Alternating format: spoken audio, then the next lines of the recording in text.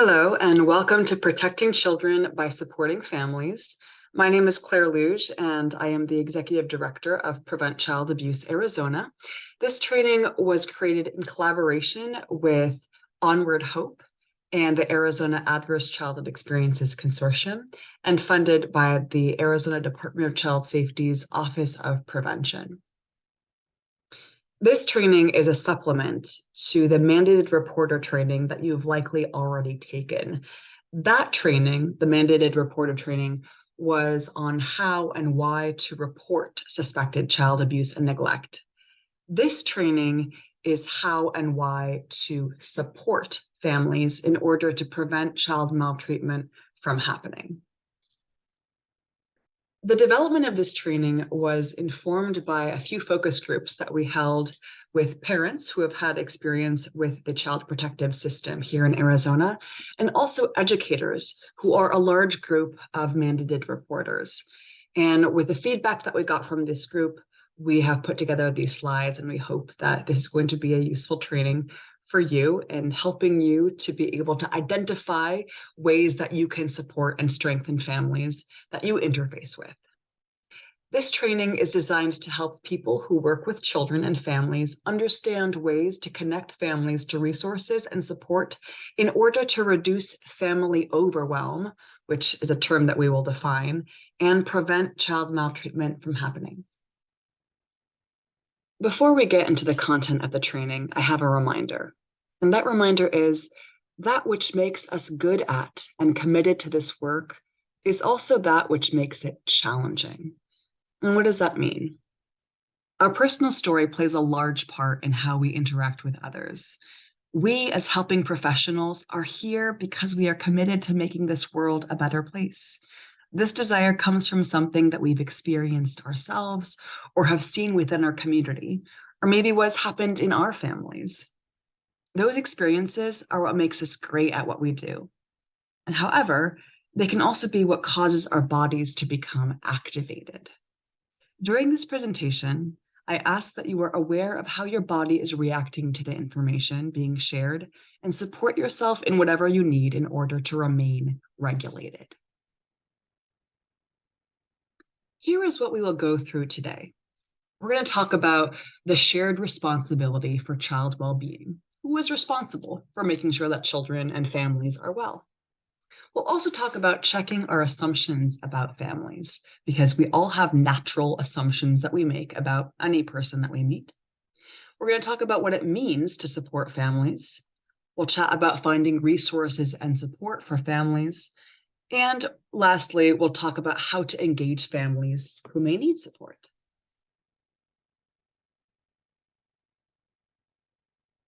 Before we discuss why and how to support families, let's talk about who is responsible for child well-being in our state. Child well-being is not the responsibility of any one entity. It is a shared responsibility. It may be helpful for us to clarify the role of the Arizona Department of Child Safety, which you learned a lot about in the mandated reporter training that you've taken. There are some common misperceptions about the role of that agency. As you may remember from the mandated reporter training that you attended, DCS is the agency that people call to report suspected child abuse and neglect. There are two common misperceptions of DCS. One, that DCS addresses and acts on all concerns reported to it. And two, that DCS is the agency responsible for connecting families to services, or that it is the place to call to get families the resources that they need. The primary role of DCS is child protection, which is investigation of child abuse and neglect that meets specific statutory requirements. DCS has a defined process based on Arizona law for screening these reports and determining if an investigation is required based on the information in the report. Not all reports to the hotline are investigated. In fact, 44% of calls made to the DCS hotline do not meet the criteria for investigation. If you call DCS to make a report, you'll be told whether it's being taken as a report for investigation or not. But since 44% of the calls made to the DCS hotline do not meet the criteria for investigation, these calls represent concerns about children and families that need to be addressed by other means than DCS. So the primary role of DCS is child protection, to investigate when children are unsafe because of child abuse and neglect, and to take protective measures when children are likely to be severely harmed by abuse and neglect in the foreseeable future. DCS is not responsible, however, for investigating risks to child well-being other than abuse and neglect. It is the community, including educators, neighbors, medical professionals, service providers, and others that interact with children and families, who are responsible for supporting child well-being and resourcing families with risk factors. And those risk factors include lack of coping skills, social isolation, lack of knowledge, and lack of concrete resources. So although DCS can refer families to resources after investigating them, because of the investigative role of DCS, many families do not voluntarily take advantage of those resources that are offered. Therefore, DCS is often not the best messenger to connect families to supports. Because of your role in the community, in that you interface with children and families, you are often the best messenger to connect families to supports and resources.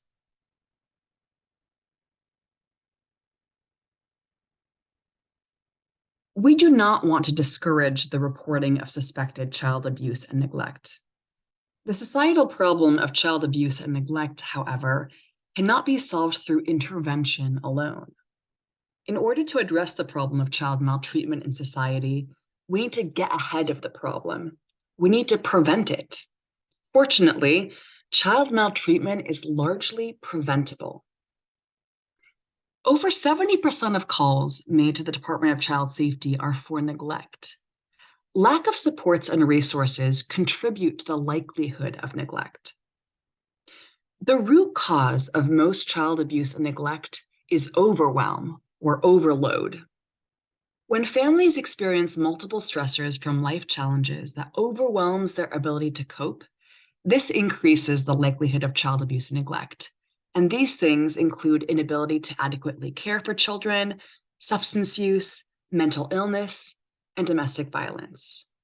When we address the causes of overwhelm and connect families to supports and resources, we can prevent child maltreatment from happening in the first place.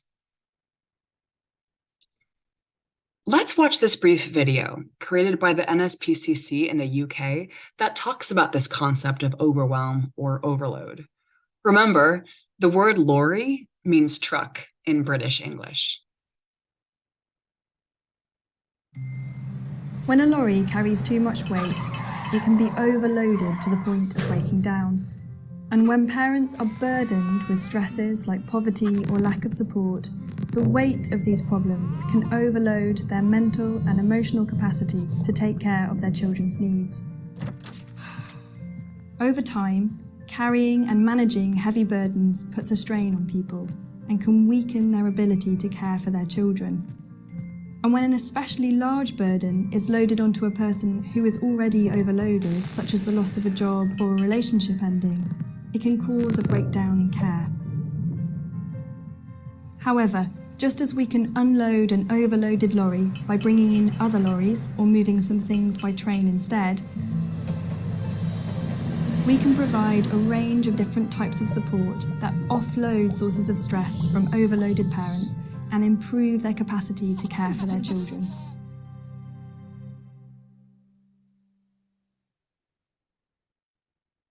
So support prevents overload. Mandated reporters like you are often in a position of trust and have relationships with children and families, making you uniquely suited to effectively connect families to needed supports. Mandated reporters, therefore, can also consider themselves mandated supporters. Some mandated reporters have shared that making a report to DCS is emotionally challenging because they're not sure what effect their report will have on a family, and they are not sure what will happen after the report. Connecting families to support is a way that you can actively help. Many mandated reporters that we talked to, such as educators, believed that their only role in protecting children was reporting a concern to DCS. However, everyone that can report is also able to support. Many mandated reporters that we spoke to when this training was developed simply needed to know this, that they have permission to support. One of our educator focus group participants said, educators may not feel empowered. They need clear direction from the very top, clear direction, clear support on what to do to offer support to families. And many of the educators that we talked to want to help and want to support families, but they were not sure how.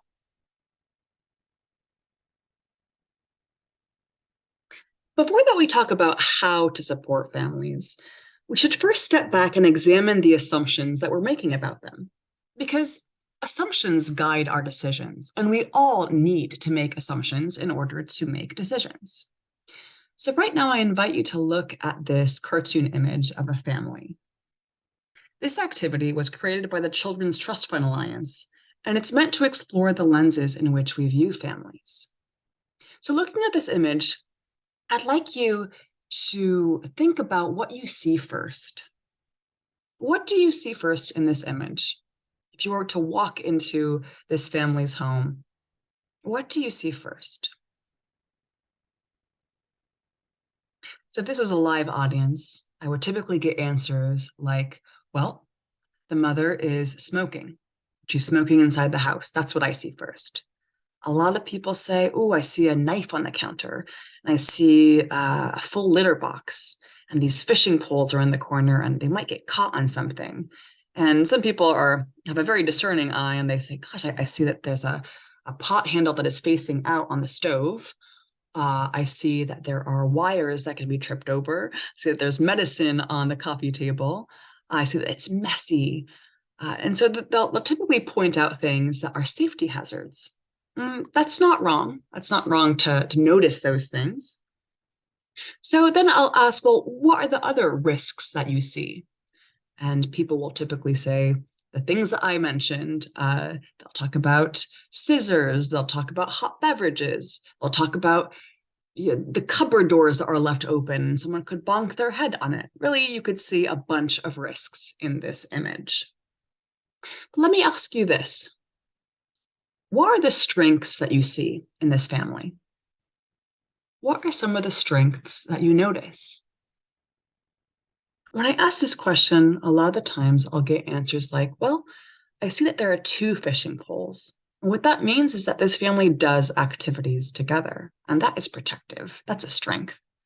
Well, I see that there's this positive relationship between the child and the person who's probably the father coming home. I see that this family has groceries. This family has a home. This family has fresh fruit on the counter. This family has age-appropriate toys. You know, this mother, she's smoking, but she's taking a break. In fact, she looks happy. So there's a bunch of strengths that you also see in this image. The activity that we just did allows us to explore the lens in which we view families. Whether or not we have examined it, we all have a standard by which we want to live. We also have a standard for how we each believe that children should be parented. It's critical to examine how we view deviations from our own standards. Just because a family parents differently doesn't mean that it's wrong, nor does it mean that they are abusing or neglecting their children. So when you look at the image, what assumptions were you making about this child's family? Think about it. How do you know that those assumptions are true? Why are you making that assumption? What standards are you comparing this family to? It may be your own, the way that you were raised, or the way that you want to live. And again, this is very natural. And are you aware of this family's culture and the cultural differences in parenting in that family's culture? These questions are also what you can ask yourself when you have a concern about a child or a family and you're considering how to best help. Seeing risks is not wrong. We all have natural biases to threats and safety. Natural biases, or implicit biases, are attitudes or stereotypes that affect our understanding, actions, and decisions in an unconscious way, making them difficult to control, but not impossible to control. Our bias is shaped by our experiences and learning about what is safe and unsafe. However, when we view families solely through the lens of their risks, we may miss their strengths. So, although it's okay and it's good to see threats to safety, we can't stop there. We also must look for the strengths in families in order to effectively help them, because their strengths are what they will use to navigate their challenges. When we work to identify and build these strengths in families, we prevent adversity. Some communities are disproportionately reported to the DCS hotline and do not have equitable access to supports. For example, in Arizona, an African American child is 4 times more likely to be reported to DCS than a white child. Native American families are also disproportionately referred to the child protection system. The theories that explain this vast difference include the historical under-resourcing of certain communities, higher rates of poverty in communities of color, and mandated reporter and system bias. Now that we've talked about considering our own assumptions and biases and talked about that it is a shared responsibility to promote child well-being, let's talk about supporting families. What does it mean? Take a second to think about what supporting families might mean to you. Think about a time in which you have felt supported within your family. What did that look like? What did it feel like?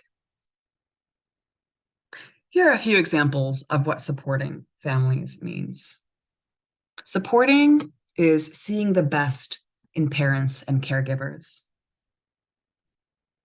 Supporting is normalizing that all families need help sometimes.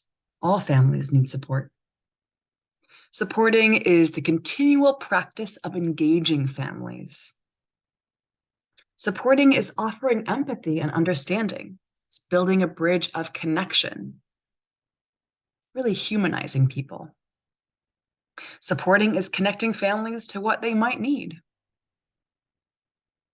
Supporting is also considering the effects of past trauma on a family and how it may impact their behavior, both the parents and the children. During the development of this training, focus groups were held with parents who had experience in the DCS system. Many of those parents said that they wish that they would have known about available resources prior to DCS involvement so that the stressful experience of investigation and family separation could have been avoided. Connecting families to supports and resources may prevent overwhelm and the involvement of the authorities. So what do families need? On the screen are the 5 protective factors of the Strengthening Families Protective Factors framework, which is an approach to working with families in a way that builds their strengths as a solution to their challenges. The framework was developed by the Center for the Study of Social Policy. These protective factors are cross-cultural. All families need these 5 protective factors in order to thrive. When we work to build any or all of these factors, research shows that families are stronger, children can develop optimally, and child abuse and neglect can be prevented. So let's define these 5 protective factors. The first one is parental resilience. That's the ability to bounce back from stress and to cope with challenges in a positive way. The second one is social connections. Social connections means having friends, family, and community that provide emotional support in tough times and help celebrate good times. The third one is knowledge of parenting and child development. That's having information on how kids grow and how to help each unique child thrive. The fourth is concrete support in times of need. That's access to services and resources that keep a family safe and healthy, such as food, shelter, and healthcare. And the last protective factor is children's social and emotional competence, which means that children know that they belong, know that they are loved, they understand their feelings, and they can get along well with others. So again, when we work to build any of these 5 protective factors, even in small but significant ways, families are stronger, children can develop and reach their potential, and child abuse and neglect can be prevented. The main focus of this training is connecting families to resources and supports that strengthen these protective factors. As we've discussed, lack of resources or support and the lack of knowledge of where to access support often leads to overwhelming stress, overwhelm or overload. This overwhelm increases the likelihood of child maltreatment. Connecting families to support can prevent this overwhelm, thereby preventing maltreatment. We're now going to explore how you and your organization find resources and supports for families. So in your organization, how do you find resources and supports for families? And how do you share them? Take a minute to think about if you had a family that you wanted to support. How would you go about finding resources? How do you share resources with families? How do you make sure that they know about what's available? Is there a go-to person in your organization that tends to know a lot about what's available for families? Sometimes it's their job, but sometimes it's not, and they just have a passion for connecting people. Those people are shining stars. Get to know them. Now that we've discussed finding resources for families in your organization, and by the way, later on, I'll share a few examples and a few tools for how to find those resources. Let's talk about how we connect families to the resources that we find.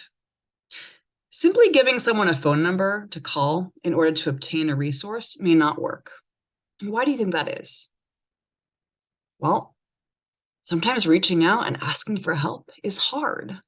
Sometimes resources are available, but families are reluctant to use them. And that's because asking for help can be hard.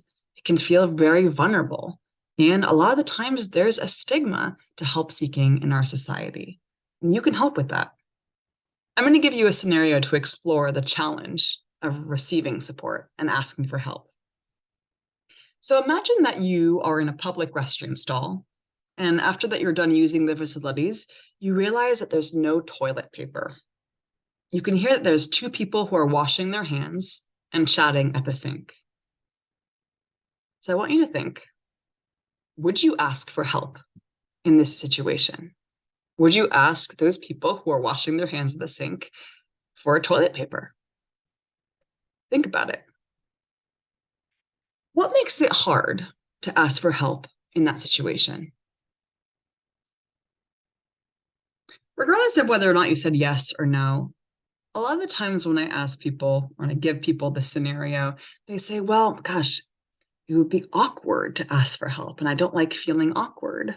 Some people say, well, I don't like talking in bathrooms, especially if there are strangers. Some people say, well, this is embarrassing. This is such it's a vulnerable situation. Even though, all humans have bodily functions, I don't like drawing attention to it. So there are a number of reasons why people have a hard time asking for help in this situation. But think about what would make it easier for you to ask for help. So regardless if you said yes or no to asking for help in this situation, what would make it easier? I like using this scenario because it's a very human situation. And it's not your fault that there's no toilet paper in this stall. And everyone can relate to how awkward or vulnerable it might be to not have toilet paper in their stall. This simple example illustrates the challenges of asking for resources in times of need. Asking for and receiving help, even in small ways, can bring up feelings of embarrassment, guilt, or shame. When people answer the question, what would make it easier to ask for help? They often say that if they know one of the people washing their hands at the sink, it would be easier to ask for help. And this illustrates that if you have an existing relationship with families, it's easier to offer them support, and it's easier for them to accept that support from you. To help families overcome their reluctance to ask for help, there are things that you can do to normalize help seeking. Normalizing help seeking means helping parents understand that seeking, asking for, and accessing help is normal and respected. They aren't the only ones who are facing a challenge and who need help, and it takes courage and strength to seek and to accept support. So by honoring that and really going out of your way to recognize the vulnerability of asking for help is one way to normalize help seeking. So how do we normalize help seeking? Something that we can do is sharing resources often with everyone and repeatedly.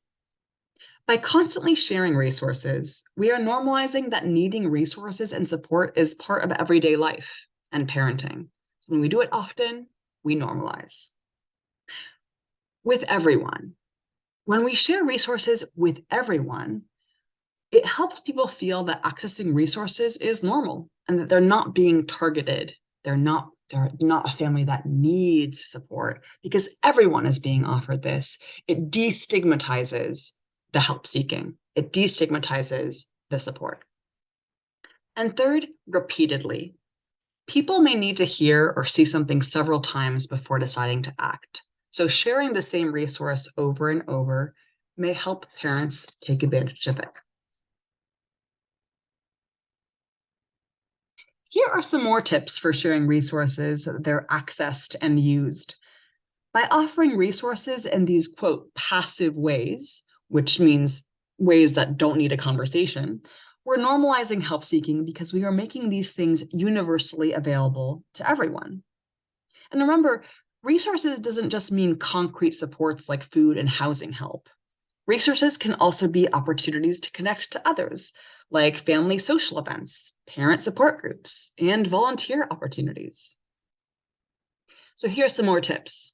1, make them conspicuous. Share flyers, resource information in highly frequented places, meaning that highly trafficked places. People are there all the time. What are some conspicuous places that you could share resources in your organization? Think about it. Second, share them with everyone. Share resource information and community activities in parent newsletters and other communications that are received by all parents. What are some ways that you could share resource information with everyone in your organization? Some examples are classroom management apps, if you use one, and at parent-teacher conferences. Regardless of who walks in your door, you share a list of resources with them. And third, make normalizing statements. Normalize that parenting is challenging and that everyone needs help sometimes. You can make normalizing statements like, it's a hard time to be a parent. A lot of parents in our school district struggle with feeding issues with their children, or with tantrums, or with overuse of social media for their teenagers. Normalize these challenges and then share the resource that might help parents address it. By making those normalizing statements, you're helping parents feel that they're not the only ones who are needing help and support. Sometimes the best way to support a struggling parent is directly through conversation. Having an existing relationship with a family makes it easier to have these conversations. Having conversations requires courage, and not everyone likes having conversations about concerns that they have about a child or a family, but this can be the most effective way to share your concern and to get that parent support. You might fear a person's reaction to your concern or your offer of support, or you might fear that they'll feel judged or that they might reject your attempt to support. These fears often prevent people from having direct conversations that could be the key to families getting the support that they need. It may be helpful to have an on-ramp to the conversation, such as the one listed on the slide.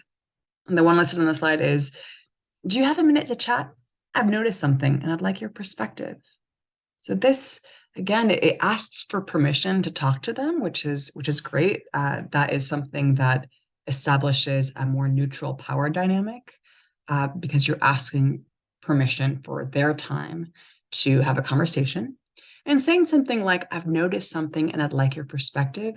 Again, that is sharing power with the parent and respecting that they are the expert on their child and that they might have a perspective that is helpful in coming up with a solution to whatever challenge you're seeing. If you have a concern about a child or a family and want to share it with a parent, how would you start a conversation? And how would you consider a family's culture before having that conversation? Think about it. When you're having those conversations, remember lean on me. And lean stands for L, listening. What they say will give you cues to what they might need. E stands for empathy. Normalize that parenting can be challenging and stressful. Again, this is super important. A stands for affirmation. Share positive observations about them or their child. That builds trust, and it indicates that you aren't just observing the risks or the challenges. You see the positive too, and that feels empowering. And N stands for non-judgment. People rarely accept help when they feel judged. So an attitude of non-judgment can be one of your most helpful tools in these conversations. It may be more challenging to have a conversation with a parent who appears dysregulated, meaning that they seem stressed, angry, or agitated. Regardless of if a person appears dysregulated or calm, your ability to stay calm and have an open, relaxed posture and adopt a warm tone of voice, that will help create the space for a smooth conversation. Remember, stress, overwhelm, and past trauma can all make human beings more reactive. Try not to take others' dysregulation personally. In conversations, also be aware of cultural dynamics as well as perceived power imbalances. Because of your role, parents may perceive you as an authority figure, and their past experiences with authority may affect their reaction to you. Here are a few more tips for sharing resources with families. The first one is serve it warm. A warm handoff involves the connector knowing about and being familiar with the resource and making the connection between the resource and the family themselves. So sometimes this literally means calling the resource yourself and handing the phone over to the parent, or introducing the resource provider to the parent. So that's called a warm handoff. And that makes it far more likely for a family to take advantage of what you're connecting them to, because you've literally made the connection between you, a trusted person, and someone else which you trust. The second is to manage expectations. If you know that a resource has a wait list, or that parents need certain documents to enroll in this resource, or that there is an eligibility criteria in order to qualify for the resource, share that with the parent. Share what you know. This way, they will know what delays or hurdles to expect. And third, ask them to help spread the word. This further engages parents and empowers them to be community connectors themselves, because they often play the role of community connectors. Parents should be encouraged to both take advantage of resources if needed and share them with other parents. To further encourage parents to take advantage of a resource, and so that you can get a firsthand account of their experience with the resource, you can ask them for their feedback on the resource. People are often more willing to help than be helped. So you can say something like, I would love to hear how this resource helped, or how the connection worked, so I know if we should recommend this to other parents. Would you help me by letting me know once you connect with them? So it asks them to engage in the resource, not just for themselves, but also to help you make that recommendation later. Again, that might increase their likelihood of engaging with that resource. So I promised that I would share with you a list of resources, good places to start to find what is available in your community. These are either statewide or national resources. Remember, before we go through these, that knowing what's available to you locally is best.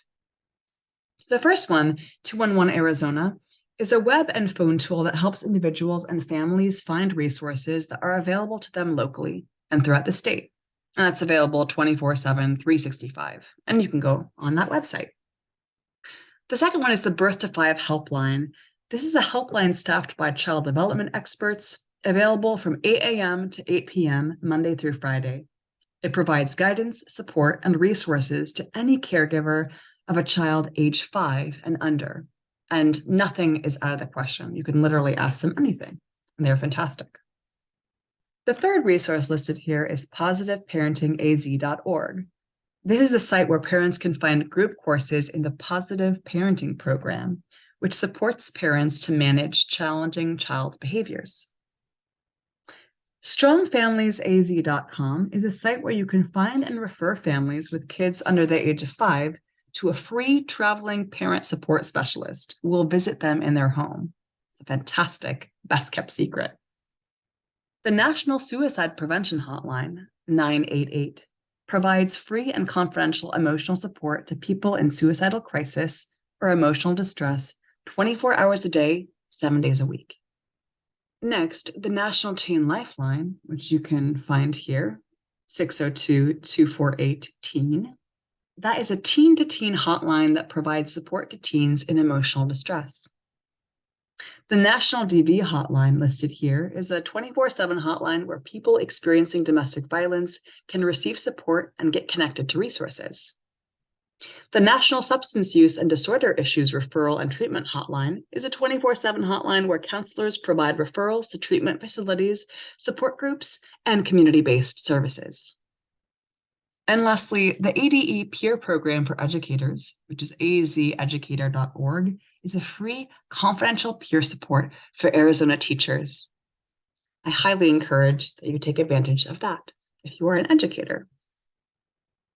We're going to close our time together by watching a video and then going through a practice scenario.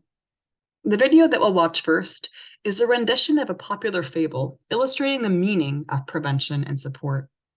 When we go upstream and invest in strategies that strengthen families, we can prevent child abuse and neglect before it even happens.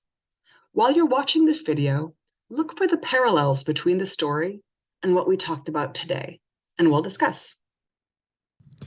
There was once a carpenter that lived by a river in a village near you. Every day, with his trusty hammer, he built boats out of wood. One day, as the carpenter was working, he looked out onto the river and saw a child trying to swim towards the shore. "Help," said the child, "the current is too strong." So the carpenter grabbed a boat and rescued the child. "How did you get into the river?" asked the carpenter. "I fell in upstream," said the child. The next day, when the carpenter looked out onto the river, he saw 2 children struggling to swim towards the shore. "Help," the children said. The carpenter called out to another villager, and together they rescued the children. But the next day, there were 5 children, and the next day, there were a dozen, and soon the whole village was busy rescuing children from the river. The villagers grew weary, and some of the boats started to leak and break from overuse. The carpenter worked tirelessly to repair them, but as the number of children in the river grew, soon there weren't even enough boats to get the job done. One day, the carpenter asked himself a question. Why and how are so many children falling into the river in the first place? So he bravely ran upstream to find out. There, he saw a big, windy village with many houses, and some of the houses were in a state of disrepair. And when the wind blew especially hard, the houses creaked and cracked, and things were swept out of them and into the nearby river. Sometimes what was swept up was children. The carpenter saw an old lady walking by. "Excuse me," he said to the old lady, "tell me, why are these houses so broken down? Why aren't these houses stronger?" "The people of this village want to fix these houses so that they can resist the wind," the old lady replied. "But we do not have the tools to do so, and the wind lately has been especially strong." "I can help," said the carpenter.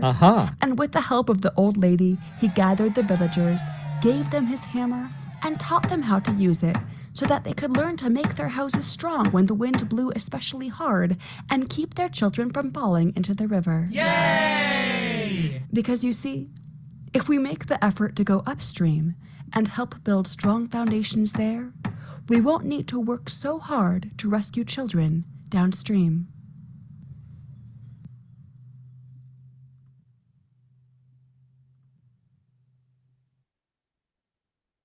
All right. So that video was chock full of analogies. So thinking about the beginning of that parable, where there were children in the river and villagers were fishing these children out of the river with these boats, and eventually the boats were so overwhelmed because there were so many children in the river, and the villagers were growing tired because there were so many children, and they were constantly fishing them out. Who in our society and our state do the boats symbolize?